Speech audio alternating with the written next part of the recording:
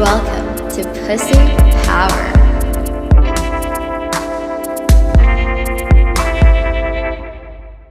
Hey guys, welcome to another episode of Pussy Power. Today we have Desiree Deep, who is a Filipino Army veteran. And believe it or not, she looks freaking rocking right now, but she used to be a shy girl growing up in a traditional Filipino household in the Western world.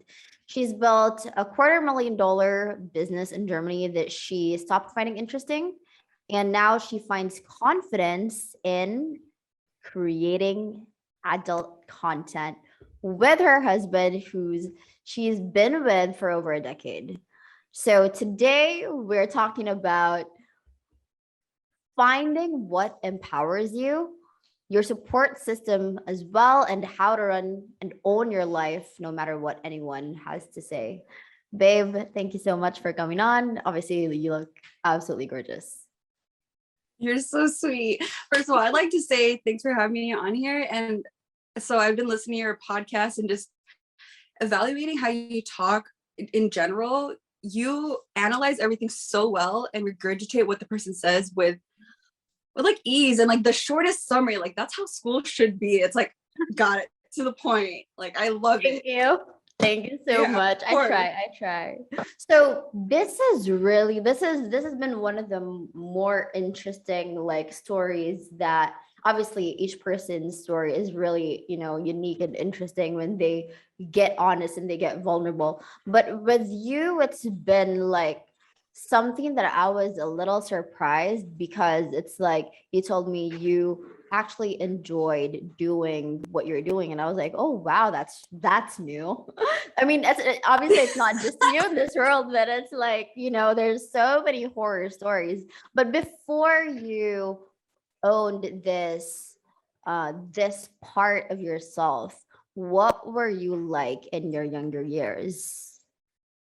So I was actually born in the Philippines, and my two older brothers and my mom moved over to the States. So it was essentially just us four, but my older brother got sent home to the Philippines because he got in trouble, whatever. But so then it was really just me, my one older brother, my mom. So a lot of times things were kind of just us, like by ourselves. My mom would have 3 jobs, and I kind of kept quiet to myself because that's kind of, I don't know, thinking about it now, I probably was also quiet.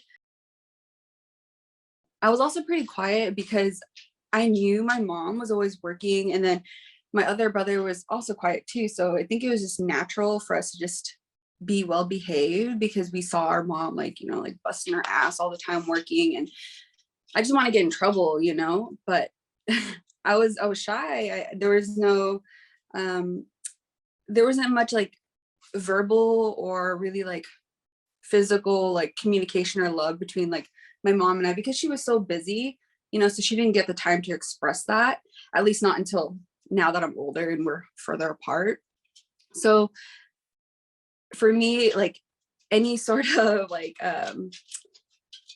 engagement with someone else, especially of the opposite sex, like it's funny, I was telling my husband this, whenever I give someone a hug, I give a 1-arm hug. Like I'm still used to that, and I know that people are huggers, and before I'd be like, whoa, that's a little too much. But understanding now, especially in different cultures, being here in Europe, some people are just more communicative that way, or it's more natural to like give a kiss on the cheek and stuff like that. And before I would be like, don't do that, but yeah, as a younger kid, like that would have definitely like freaked me out, but I think now it's definitely has blossomed me, like, oh, it's opened my eyes, like this is normal. Like it's nice to have like not necessarily a love, but like a connection with someone. For people who aren't watching this on YouTube and are listening on Spotify, it's really not obvious that she used to be shy because she has like purple hair, a booming voice. I know. I get that. And like tattoos down her arms. Like, guys, I'm not just talking about tattoos on one arm. It's like tattoos on both arms, like literally from her shoulders. And it's actually down to my like feet. So it's really not obvious that you came from that. So what a lot of like immigrant children experience is their parents kind of like being absentee parents because they're hustling, they're trying to give their kids, Yes. stability and security. How has that like shaped the way that you related with people and the way that you are now, not having an open communication with your mom? I think as an adult, seeing it as now, because I am working all the time, whether it's doing my online content or at my business, I can see how you can dismiss your kid because you know that they're taken care of for the essentials. But I think if I were to put myself in my mom's shoes, or like as an immigrant parent, you would also think that, like, okay, they're taken care of, they have a house, they're able to eat, they're, just like the basic essentials. But you don't think about, okay, well, this kid is going to remember that their mom or their dad is not actually present or involved in their life. So I can totally understand why it's so common, especially first generation kids that come into the States feel this way. But now as an adult, like, I understand, like, they didn't mean it in that way, or that was the best that they can do. Yeah, that's a lot of empathy. And that must have taken you, some, I don't know, like how did you realize that? Was it when you became a mom? Did you realize that everybody, especially, your mom at the time was just doing the best that she could do? How did it shift from kind of like, oh, my mom's not around, to, oh, I understand, she's just, doing the best with what she could? Well, it took some time. It wasn't just like overnight or like a sudden epiphany of things, but just some conversations with some people, just kind of also analyzing what other people are saying and putting it all together. I had one friend, actually say that, like, oh, that they were doing the best they could, because she had parents the same way, and she was majoring in psychology. She was saying her parents were doing the best that they could, and she was in psychology, and saying, like, I can understand that that's all they could do. If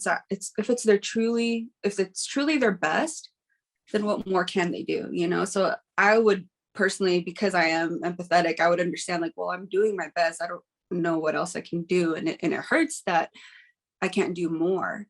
And on top of being a mom, I can see that I have not been as involved as I'd like to. So before I was a mom, I was like, oh, I'm going to do all this for her. I'm going to spend this time. Like, I'm going to make all these cute sandwiches for her, like, to bring to daycare, like all these things.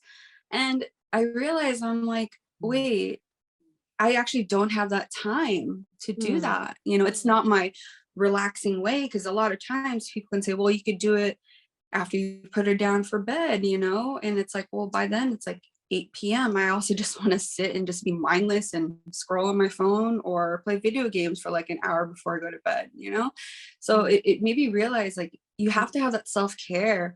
And it wasn't them being selfish, because there were times when I was like, my mom's like, oh, I'm tired, like, coming home from work. I'm like, okay, I guess I'll just, sit in my room and play video. Yeah. Like, that's not cool. So you kind of have to have that little bit of sacrifice here and there. But I think I'm trying to find that balance too. Like, okay, well, I have my relaxation times, and on these days, like, well, we'll do this or something like that. Or I won't be on my phone at all when I'm hanging out with a kid or whatever it is. So it's really hard to just come from that, like, mentality as a kid who was always like, my mom never had time for me, didn't take care of me, really, blah, blah, blah, to, oh, I completely understand now. Like, they did do their best. Yeah. So it took a lot of, it took some time. I mean, I'm almost 30. Yeah. I turned 30 this year. So Yeah. it took some time. And I guess it also took you being in her shoes, because now you're a mom, and now, you had, it's like expectations versus reality. You had all these ideals before you were a mom, and now that you're a mom, you're like, oh shit, I actually need to take care of Yeah. myself too. And like I want, Yeah. yeah. So it's really like I love how you are now coming from a place of empathy because I feel like not a lot of people get to that place. Many Yeah. people they just kind of like hold in their resentment and play victim to how they were treated or not treated as children. So it's awesome that Yeah. you are in that place now. What I'm curious about is how this shy kid ended up doing service for the military. Like, how the hell did that happen? Well, well, for one, I'm an impulsive person, and for two, I like fun. So in Mm, my mind, when I was 17, well, actually, I wanted to join when I was 15. That's when I started looking into the whole program and everything.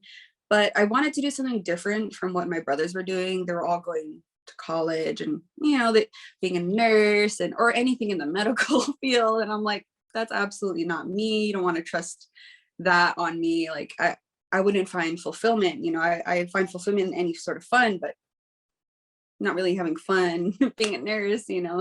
And so I looked into one of the recruiter's office that was actually near my middle school. And it's funny because passing by it as a middle schooler, I always thought, oh my gosh, like I can't believe they're like making people like join the military. And then come find out in high school, I was like, wow, this is actually really cool. Like I want to do this, do that.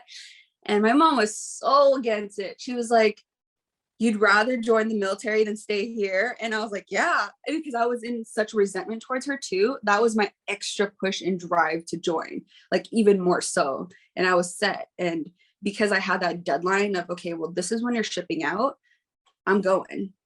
And they actually ended up calling me to leave sooner. So it was even more of a fire, like, guess I'm going. wow. So what was Yeah. it like? You were aware that people died. Oh yeah, Like, for sure. For so sure. what was it? Was it like the call for you? Was it like, oh my God, this is so freaking exciting? Like, I don't Yeah, I even was care what excited. happens with my life. I guess I'm gonna go do this. I guess I'm not really afraid of death. I guess I never was. Mm, Like, mm, if my time comes, my time comes. Like, mm.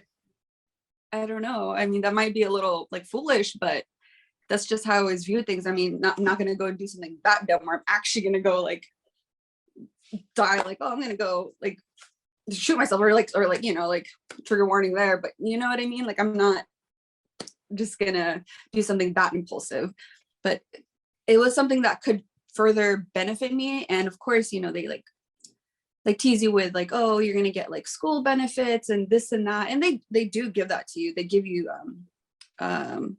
funding for school and such for college.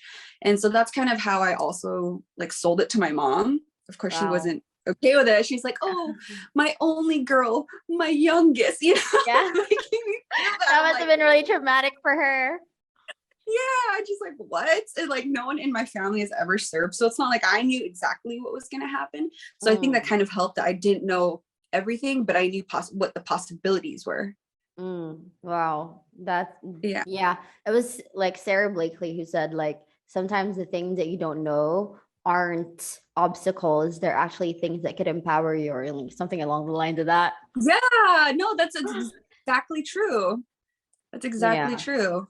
What was your experience like in the military? You mentioned something that was absolutely terrible that almost happened to you. What was it like in the Oh, service? yes. Okay.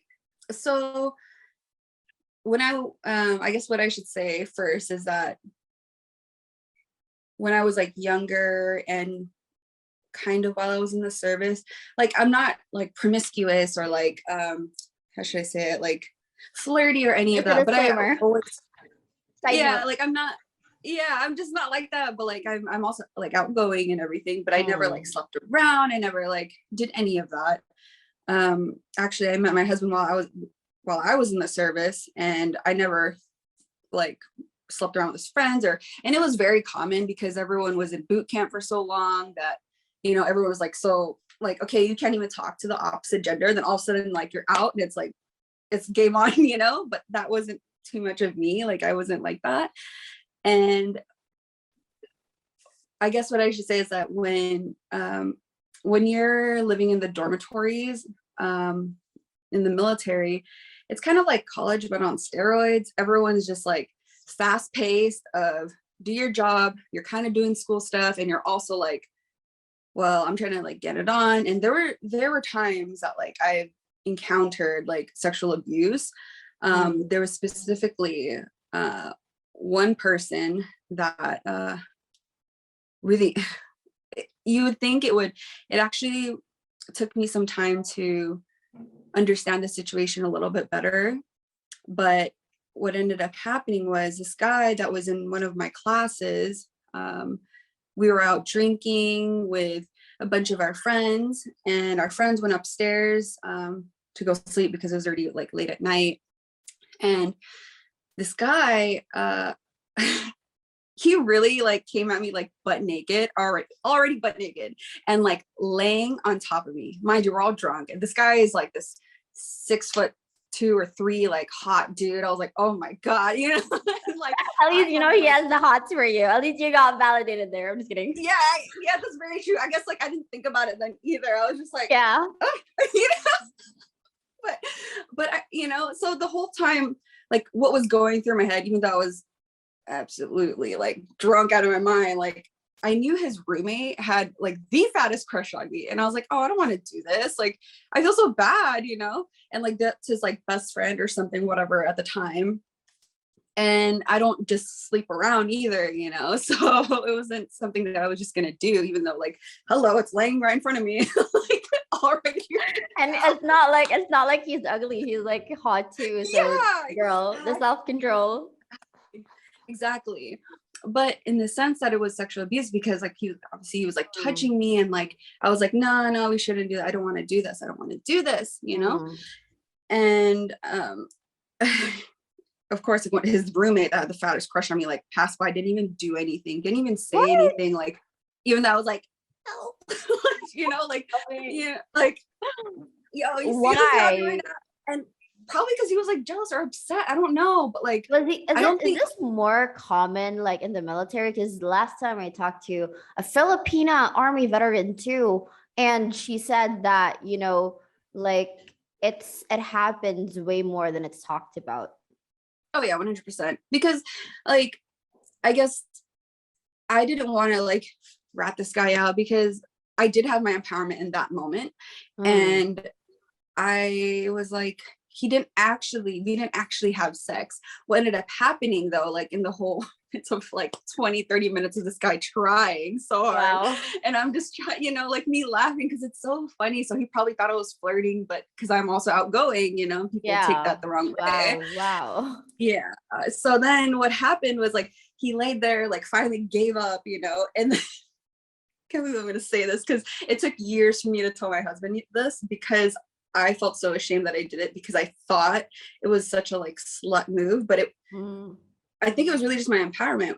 What basically ended up happening was that as soon as like he laid down, gave up, he's like, oh, I guess we're not going to do it. I literally like walked a little bit away, and then I went and leaned over and kissed his dick. Right. And then I was like, yeah. Because girl, it was not the typical story. So he lay there and he's just like, oh, no one ever says no, you know, like was so upset and said that. And then like, of course I'm gonna lean over and kiss your dick. And I was like, well, there's a first time for everything. And I walked away. Like, oh God, I can't believe I did that.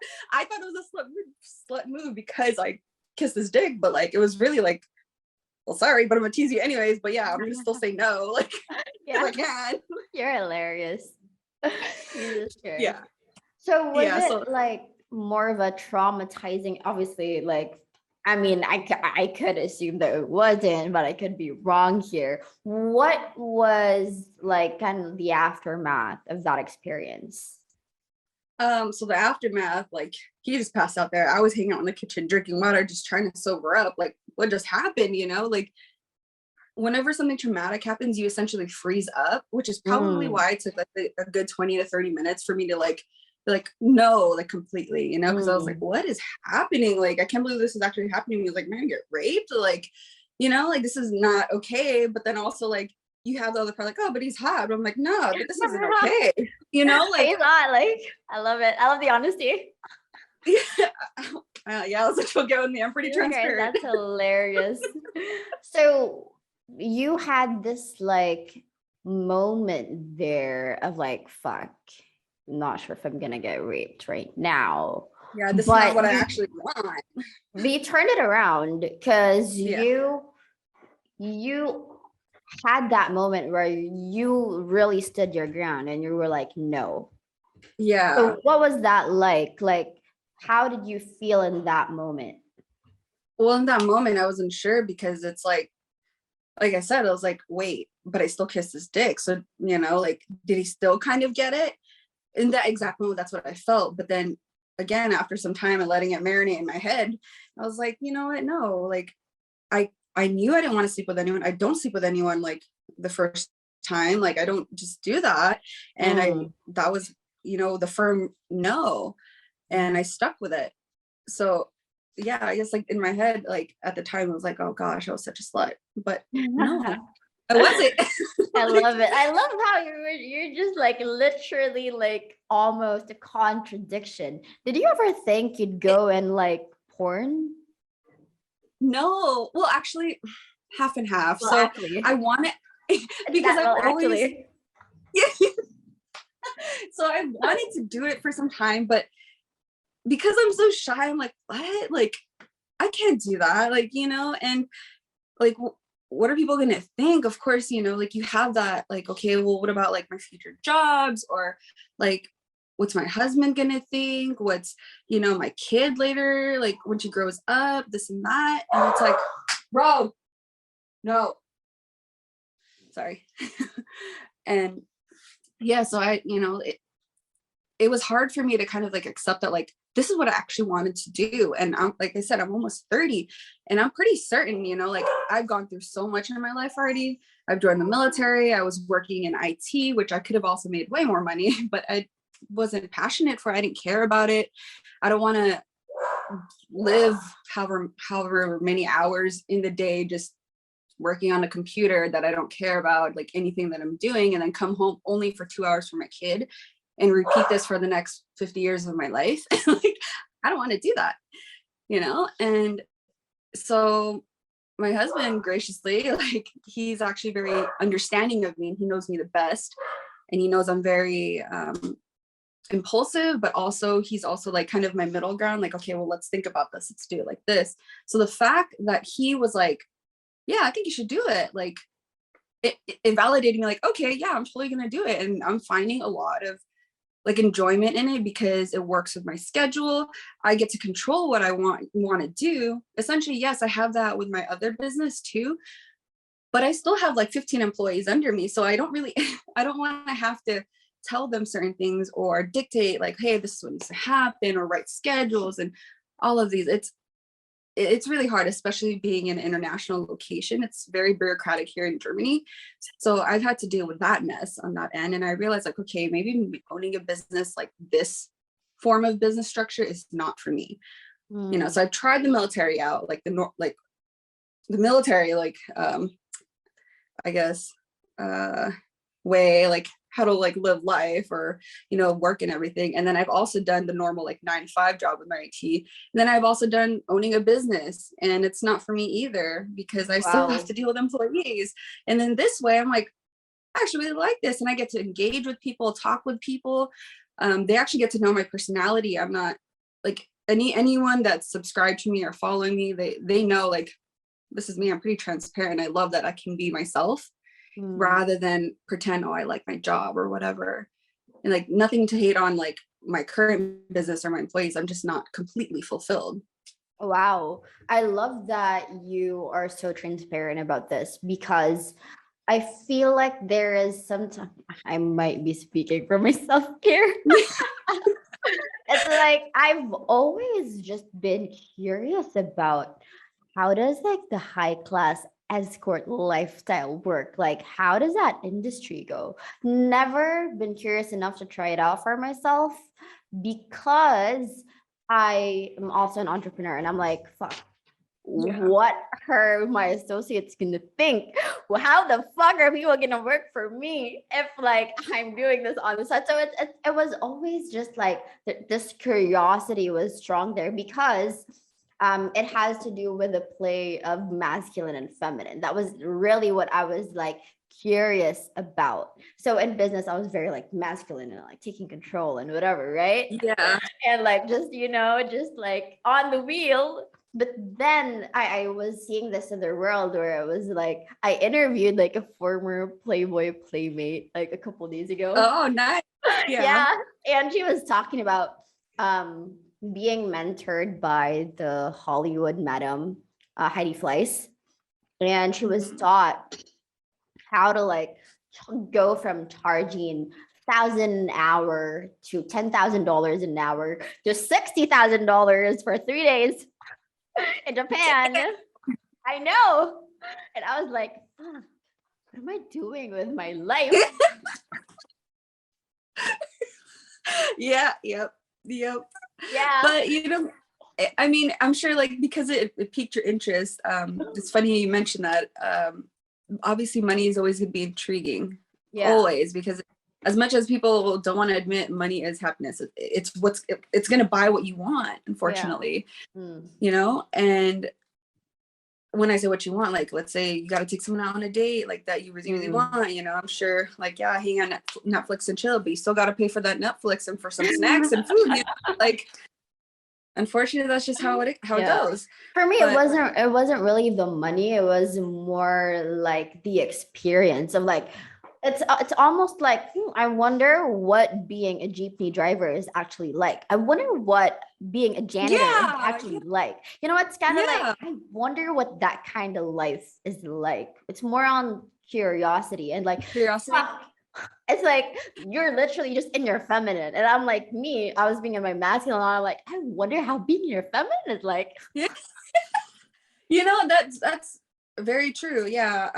I'm also very curious, and I spike that. That's kind of what gets me more interested in doing whatever it is.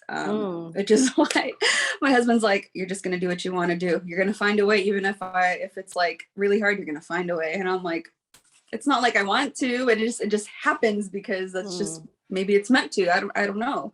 But yeah, just piquing your curiosity and going with it. And I think that's one of the things that people don't follow through with. They're like, oh yeah, I think I really like, let's say they're interested in starting a business, but they're like, oh, I don't know if I should do it because so and so and so and so. Like, you're not going to know. You just got to go for it. Like, no one really knows what they're doing in life until they do it. And I was actually talking to my best friend who's also opening up a business. So she used to do adult content online, and now we've kind of swapped, which is super funny. And I was trying to tell her about the whole hiring process of, getting employees. And I told her, I was like, hey, you know what? It's okay if you don't know what you're doing, what you're asking them. They don't know that, even though, because I was in that position having to hire people and having to, like, I've never had to interview anyone to essentially have them on my team or anything like that. So I'm sitting there thinking like, I wonder if they can tell that I don't know what the hell I'm doing, So no one knows what they're doing in life. They're just doing it. Okay. So just go for it. Like literally just go for it. I think people miss out on so much because they're just not going to go for it. You'll learn along the way, even if you make mistakes, and it's going to happen. Yeah. And sometimes there are valid reasons too, to why they wouldn't do it. But it's so interesting. There's always courage and kind of like, being like you and being like me. We're like the black sheep of our family. And it's like, there's courage in that. Cause literally like for me, my dad, I posted this video called "What Does Sex Feel Like?" And the reason that I posted that was because I wanted to spread awareness, because I had like an experience where I essentially, I'm not promiscuous as well, but some guy like romanced me and took me to Bali, and something happened there. Ooh, okay. And so my friend hooked us up very interestingly. And it wasn't until the trip that she apologized to me. And I was like, what are you apologizing for? Like it was fun. I had the time of my life. It was amazing. And she was like, Yeah. he sleeps with prostitutes. And I was like, am I gonna Okay. have HIV and die? Maybe go get a test real quick. I was just so scared. And so that experience like prompted me to, okay, I'm just going to create awareness about this. And after that, like that video just blew up. It got like 100K views in less than 48 hours. Right. And girl, it's not just the video that blew up. It's also my life. My dad literally drove over to my mom's house and he was like yelling at the top of his lungs. You know, he was screaming my name. Like I was just so fucking embarrassed. And that was after he called my phone like 29 times. And I was like, fuck, he's already here. I can't call the police. The police can't make it on time. And he literally destroyed our gate and followed me to, you know, my room, the room I share with my siblings, and he like smacked me across the face. And I was just like, I guess the cost of being a black sheep, right? So I guess there are valid reasons to why like people can't really express themselves that much. I mean, and a lot of well, maybe not a lot, but in some cultures, it's actually like really life fucking threatening, where it's like if you do something that embarrasses the family, you're gonna die. And there are actually, you know, people who've died because like it's just so fucking crazy. So obviously there's a like for a lot of people, you know, there's a reason to be afraid, whether that's estrangement from their family, whether that's judgment, whether that's them dying because they're literally like scared for their lives. It's, you know, so there's that. But I applaud you and thank God there's no crazy killer in your family.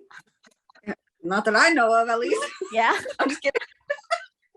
I mean, what also helps that I live in a different country, you know, and I'm all because of being the black sheep, you're already kind of like excluded from certain things and you feel it. And so it's easier to do so.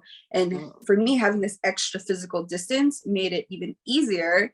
And I mean, honestly, if they ever found out, my parents or my family doesn't really know. I do have like some cousins and like friends that know, but it's not that like I'm afraid to tell them because I know for a fact that they're going to be like, why am I not surprised? But also surprised because what the heck, no one does this, you know, in our family.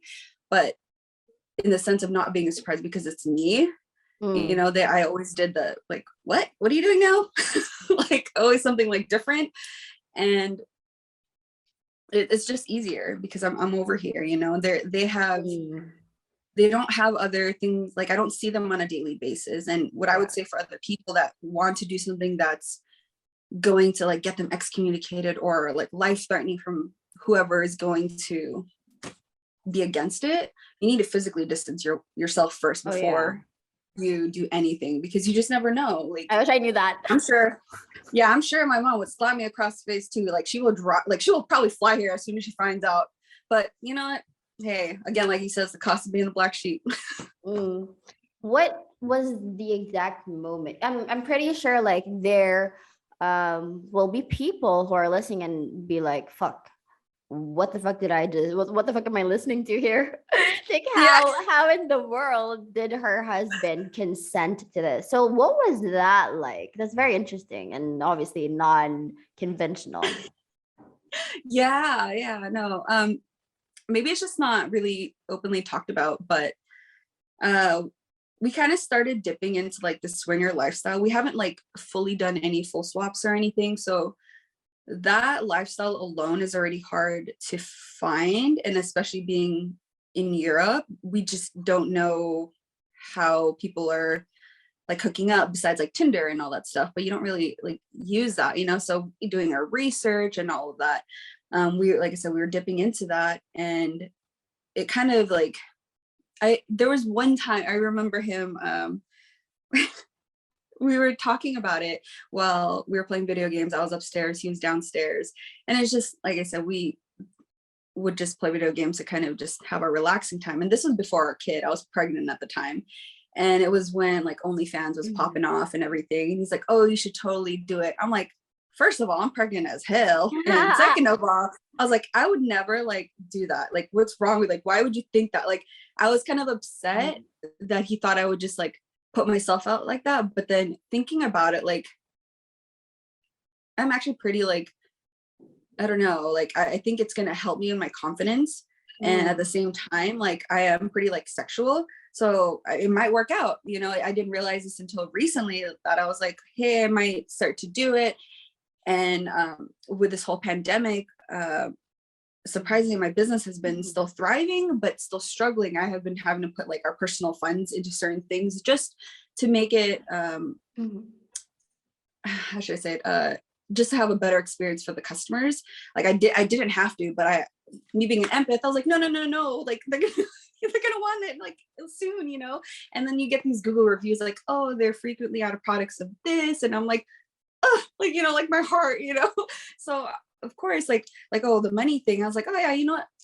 I'll just start doing it. Like, hey, like there's no, like I can choose what I want to put out there, you know? And my husband said the same thing. He was like, you don't have to do everything. Like you just choose what you want. And so the fact that he was already open to that, like, because we were already both open-minded in the sense of like, we can separate sex from true love.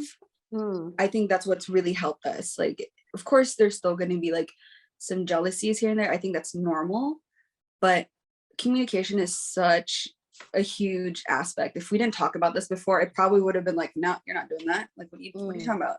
You know, and I'm sure some spouses or people that are married with each other or any like significant other, they don't probably talk about exactly what their sexual desires are because they don't want to be shamed or they don't. There's so much shame and judgment around that.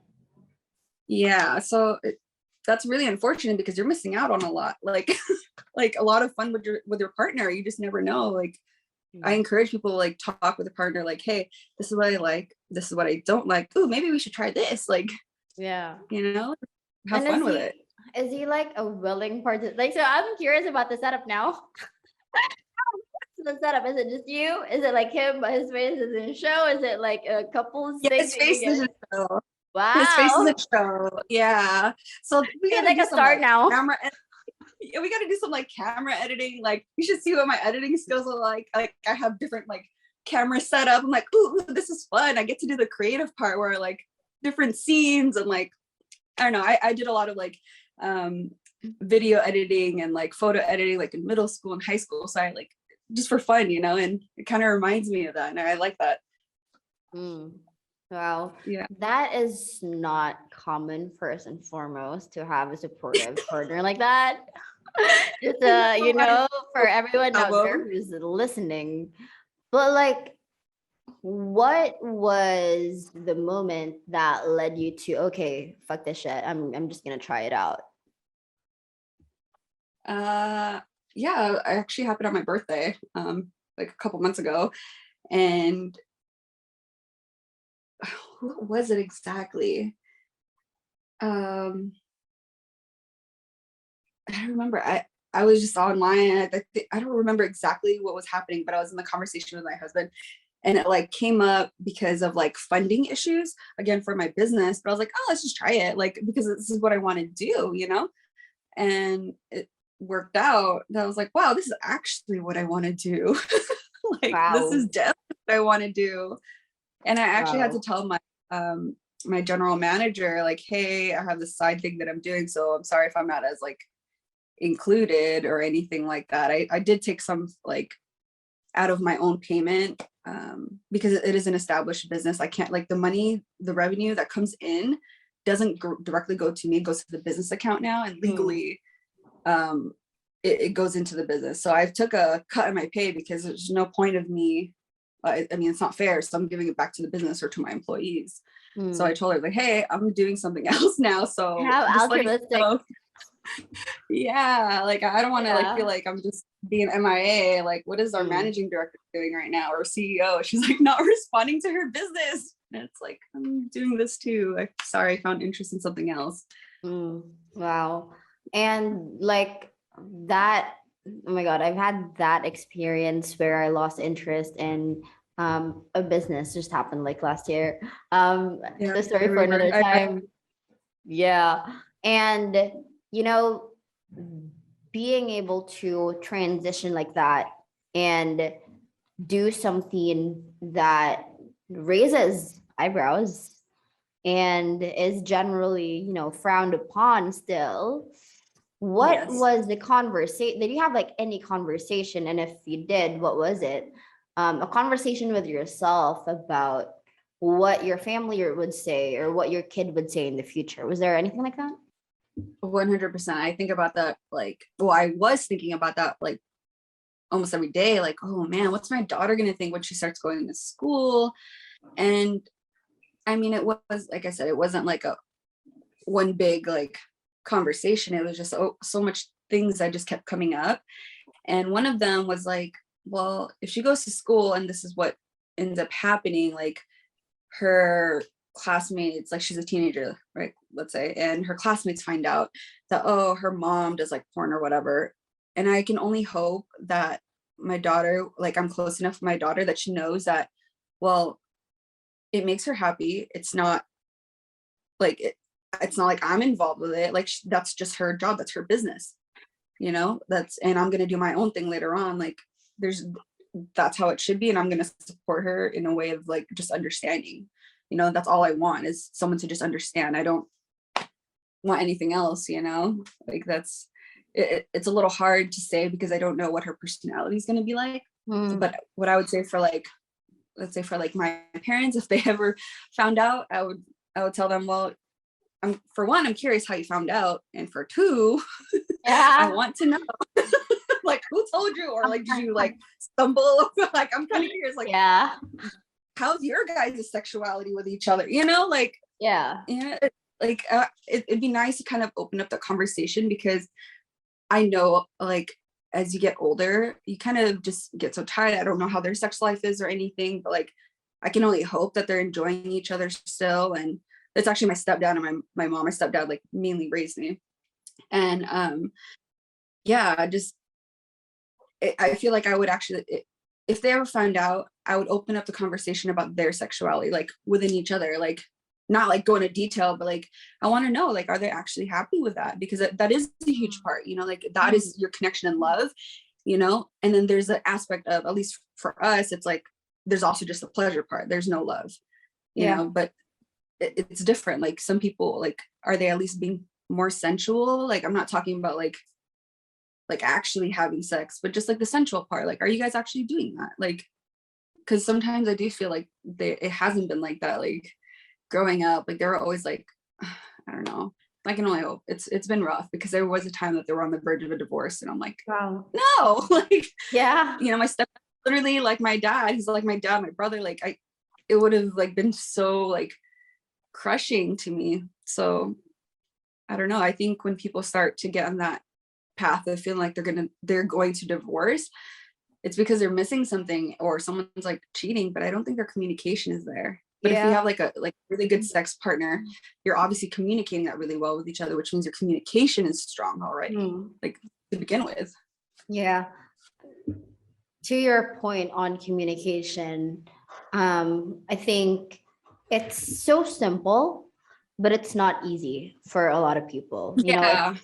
It's so simple too. It's literally just like, filling out like, those things that you used to fill out in high school, like my hobby is what I like, what I don't Yeah, like. it's so Those, simple, but it is so hard. yeah. This is what I mean. You are so good at like analyzing and making comparisons. Like I think this is perfect for you. Like this job is perfect for you. You can literally like talk it out. I love it. It is Yeah. definitely simple, but Thank you very very, much. very hard. Thank you. I'm gonna do my curtsy here. Like what I see is that the more people repress that side of themselves, it a they miss out on a lot, obviously, not just in pleasure and the act of um sex with their partner, but it's also like the pleasure of being able to explore that part of themselves. And if you guys, if you're listening, to the listeners out there, the reason why um there are like a lot of people who have the tendency to explore and communicate more. The reason why I think they last longer is exactly because they are more open towards each other. Like you and your partner have been together for like a long time, like 13 years. What? No. There's 8 years. Oh, 8 years. Okay. Yeah. That's a long time. That's like almost No, a yeah. decade. What do you Yeah, for think are the factors that allowed you guys to stay together that long, A, and B, be able to communicate freely with each other? I'd say what I guess when I first got with him, it was like I feel like he already knew me, but he's like messing with me. Like I didn't know me, but he knew me, if that makes sense. Like I was still trying to discover, figure myself out, but I think he saw the potential in me and I didn't at all. And he's like brought that out, and I didn't have that confidence and I didn't have like a solid like fulfillment or reason to do much. Like I was in a huge depression. I went through a lot of therapy and a lot of medications, just a whole lot. And then to include the military like BS that's happened, um, he saw that potential in me and has helped me survive essentially. And it's so hard because it's like I want to cry because he's like such a huge part of my life. Aw. Yeah, I know. God, okay. It's I never had that type of like love, and that's what I needed. And so that's why it was hard for me to feel like I did want to let go. I was suicidal at a point and I've actually had to get admitted and all that stuff. And the fact that he went through all my crazy, like that says a lot. And the fact that he saw my potential already is even more so. And I think that, maybe I just got lucky and was blessed to find someone who was willing to go through all my BS. And I know that it has helped our communication a lot. Like it makes me want to do more for him. It makes me like, I guess, like try to understand more about him or try to like be more vulnerable, even though like I'm not. Like again, it took like so many years just for me to tell him like, hey, by the way, remember that time that guy, like I actually kissed his dick. Like that took some time to tell him, but I was not vulnerable. And I realized anytime like I tell him something, I'm ready to tell the world, like whatever it is. Like that's when I know I'm like so certain. Wow. It's so powerful Yeah. that you're able to find a partner like that. Because for a lot of people, for a lot of people, Yes. it's their partner who's holding them back. It's like, oh, you shouldn't be this. You can't do this. You're only supposed to be like this for me because this is who I'm comfortable for you to be. Yeah. And it's, oh my God, you're so blessed and favored. It sounds like your husband I is, know. and it also sounds like he really played a major role in you being able to own your confidence right now and you being the woman that you Yes. are right now. What would Yes. you say is the role of having like a solid support system where you know that no matter what, they're always going to be there? Yeah, you might fuck up, but they're always going to accept you no matter like what changes or difficulties you might go through in life. I'd say don't dismiss them or take it for granted. It's kind of like it's so easy to do so because in your head you're like, oh, like they're gonna be there or like they're gonna accept it. Like, no, they are a person too. They also have feelings, and the fact that they're accepting it is probably hard. They're not telling you, especially my husband. He doesn't have much feelings. He has one Wow. feeling. he Yeah. doesn't like he doesn't like express his feelings or like he's trying to work through those things, and he's been vulnerable about telling me that. And like, that's already a lot, like for him to say like, hey, like, I just don't know how to express it. Like he does apologize, and he doesn't always apologize either. He's not like oh, I'm sorry, I'm just gonna say sorry to just say sorry. Like he says sorry when he actually means it, you know? So for him to be vulnerable to tell me like, hey, I don't know how to express my feelings, it helps me kind of like understand like, okay, well, I need to know what, like, I need to like kind of gauge a situation too and understand where you're coming from. I can't just take advantage of that because like you obviously have feelings even though you're not showing me, and I'm like, okay, I'm just gonna do what I want and you're gonna go ahead and just accept it anyways. Like you can't take advantage of that. You know, there's still a person, there's, you know, especially your partner in life. Like yeah, I mean, that goes with anything, with anyone. Like you can't just, I don't know whether you're a partner or not, like they're still going to be a person. Like they have feelings, they have a conscious like brain, you know, like what are they going to think? How are they going to feel? Wow, you've been really sensitive enough to my whole life. That's awesome. How important do you think he's played, like his role as your supporter? And for people listening, how important do you think? Because right now we're just living in a world where everyone is connected, quote unquote, through their devices. But it's like the rate of loneliness and the feeling of being, you know, alone in a crowd, it's been more prevalent than ever. And Yeah, for everyone who's feeling that way, how important do you think is having a support system who's going to be there for you no matter what? it's absolutely the most important. It's what kept me, it's the line between what was keeping me alive and what was not, you know, that tethering like fine line. Like I don't care about myself, but then like I think about like, oh, what's gonna happen to him? Like, you know, like that was like the moment, you know, like because when you're in that like in that suicidal thought, you can't get out of it. There's no turning back. You know, I was fortunate enough for my dog to walk in on me when it was happening, and it like was like, oh, you know, oh shoot, and then like it kind of like just took a little break in the moment. I was like, oh wait, but what about my husband? You know, like because he was sleeping when it was happening. So then like I actually like was like, oh shoot, like okay, I need to go take myself to the hospital. This isn't okay. And then my dumbass, I didn't want to wake him up, and I was like, I'm just gonna drive there. And he was so confused, like he was hearing the door opening, and he was like, yeah, it was a whole scene. But you know, like that is a fine line. You need to have that support system. You know, like it doesn't have to be someone you like is gonna be like, you know, you're married to or anything like that. Just anyone. And physically, because being in the military, in a military community, like you're always moving, so you don't always have close friends unless they, you know, move away and you go fly to them, but they're not physically there. So who's there is your spouse. You know, for other people, like for civilians who don't have to go through the military life, it's going to be your sibling, it could be your dog or your cat. It's somebody that is your support. Like you can't take it as if like, oh, this person only like cares because of one thing. That one thing still matters. You know, you might have to hold on to that one support system until you bounce back, and that's totally okay. You know, you are going to bounce back.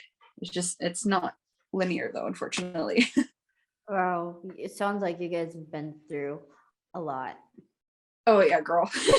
He's been there through a lot. Like, yeah, we haven't like fought, which is fantastic. Like, yeah, we fight here and there, but like nothing dumb, you know. It was always working through our past or through ourselves. Like we were working on, he was helping me work on myself. Wow. You know what I mean? Yeah. So that support system definitely helped. But for people who don't have that support system, I think it's so important to just find that one little thing in anything or anyone.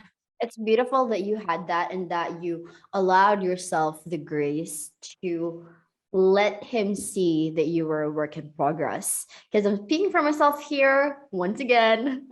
There were times when, especially for like, you know, somebody that I was intimate with, there was always this kind of like shame of letting them see that I was a work in progress. It's almost like, yeah, like I need a support system, but I don't want you to see me as a like weak shit, you know? Yeah, pull her own weight. And the fact that you were able to be vulnerable with him. That is powerful. What exactly did it take for you to like, what did you have right there with him that allowed you to feel safe enough to show him that you were having a hard time and you were going through something? I mean, over the years, of course, it took time to be more vulnerable, and it helps that I'm already transparent. But in that aspect of trying to feel more independent, powerful, and that I got my own shit, like that's just who I normally am. But for me to have to be vulnerable to someone else, and specifically with him, is that, like I said, it takes time. It took years, but realizing that he is all I really have. He's the one person that is going to accept me. And if he doesn't, then I just go to the next person, and if he did, that's, you kind of just have to go for it. Like, you can't just dismiss it. It's with everything in life. You just kind of have to just go for it. And you're going to have to accept that it might hurt. Like, it sucks, but it's not my first rodeo of getting hurt in some way. So, yeah. Yeah, that's powerful that you were able to find strength to do that and not just show the pretty side, which, I think a lot of people have that fear of letting their partners see them struggle. I mean, I had that fear. So let's touch back on confidence. What exactly is it about what you do that allowed you to feel that kind of confidence that you have now that you didn't before? Honestly, it was from doing online work, online adult content creations, because I never felt that I would be the person that people would be like, oh yeah, I'd pay for it, or like, oh yeah, she's super hot. Like, yeah, I'm like, you just see me at the gym a lot of times. Yeah, I'm like, oh no, don't look at me doing deadlifts or squats. Like, no attention, please. But like, you see me like online and it's like a completely different person. And I've seen it kind of happen too. Like, now that I'm out in public, I'm speaking up more. Like, it's really embarrassing, but it's funny. I hate asking like any worker at a store where anything is, because I'm so shy to talk. So I'm like, I will go through the trouble and the time it takes to find whatever I'm looking for. Even if it's out of stock, I'm like, let me check their online stock and see if it's in the back and it's just not in the stock, and that'll validate, okay, I actually have to ask someone. So my husband is like the one that's like, okay, I'll go ask. But now, like, this has brought out my confidence that I'm like, oh, I totally can ask them. Like, it's a little weird how it's in that sense. And I think this side of me has always been there, but it's always just been like enclosed, and doing like the online work, it helps me also like talk to other people who like different people, like I said, I'm pretty transparent, and I kind of like tell them my story or like who I am, and they kind of do the same thing back. And I think that's really what they're also looking for, is like that conversation, like a genuine conversation. And just talking to different people, kind of like seeing what their personalities are. And I'm like, man, like, are they doing this because they feel lonely? Are they doing this because they want to, I don't know. I always try to like dissect everyone, and it's really funny. Like, I guess I try to understand like where they're coming from. And for me, like, doing all this just brought out my confidence, because like, wow, I wish I could have had this confidence a long time ago. Like, I lived 3 decades of like just always being so shy and missing out. And I hate that I've missed out on it. So it's like this kind of work brought out a part of yourself that you've never really been sure how to access in the past. Kind of. I think I just didn't think I would have the confidence ever to do it. Wow. Like, I ever, like, I just had to go for it. Like, wow. I never knew until now. And my husband also sees it, like the confidence in me, because he'll like, we're married, right? Obviously, like, he's already seen my whole body. And for so many years, I would still be like, like, like, what? Why are you looking at me? But now I'm like, oh, cool. Like you're taking pictures of me. Like how fun, you That was know? supportive. Oh my God. Yeah. So it's so completely different. I'm like, what? So many years. I really was, I'm so shy, even though you've literally seen everything of me. But wow. Yeah, it's opened up a lot between us too. It's beautiful. It's definitely not your typical story of empowerment, but I think, like, even though it's not something that is in right now in how people view what's okay or not okay, it's still up to you to find your flavor of whatever empowers you. And for you, it just happens to be online porn content. I know. And it's so much Very fun. I wish I interesting. could have done it before. Damn. It's very interesting. Oh my God, it's so amazing. Like talking to you. If there are people, queer or men who want to check you out and like love your personality and love your smile, where can they find you? You can find me so I just started a Twitter page. You just look up Desiree Deep, or you can find my OnlyFans. Just type in onlyfans.com/Desiree Deep VIP, and then it'll come up to my page. I also, I talk to everyone, like, even though it's a lot of you guys, I still talk to you guys because I like bullshitting. That's who I am. I do the Snapchat thing too. So you'll get my Snapchat. You'll see what I do throughout the day, how I run my business, sometimes how I'm being a mom, and just everything. And sometimes, you guys talk to me, and I think it's pretty cool because I get to know you. And I don't know, I guess I think it'd be a cool way to get to know you guys. Yeah. So she's also a part-time therapist. Yeah, I guess. Yeah. Oh my God. All right. So final question before I let you go. And we're gonna use her pseudonym for privacy reasons. Yeah. Desiree Deep breaks the mold by. Ooh.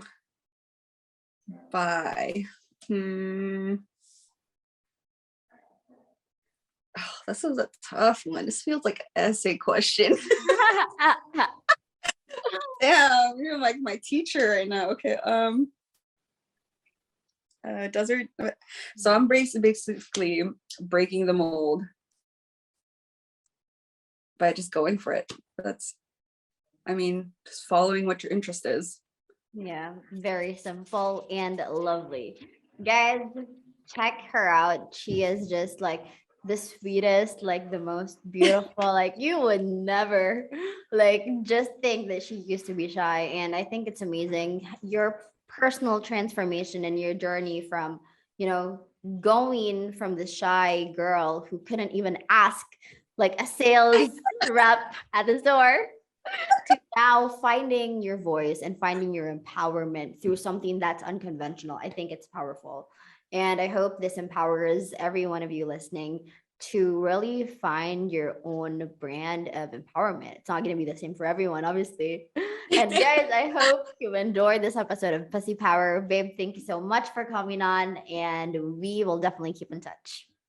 Definitely. Thanks for having me, Angela.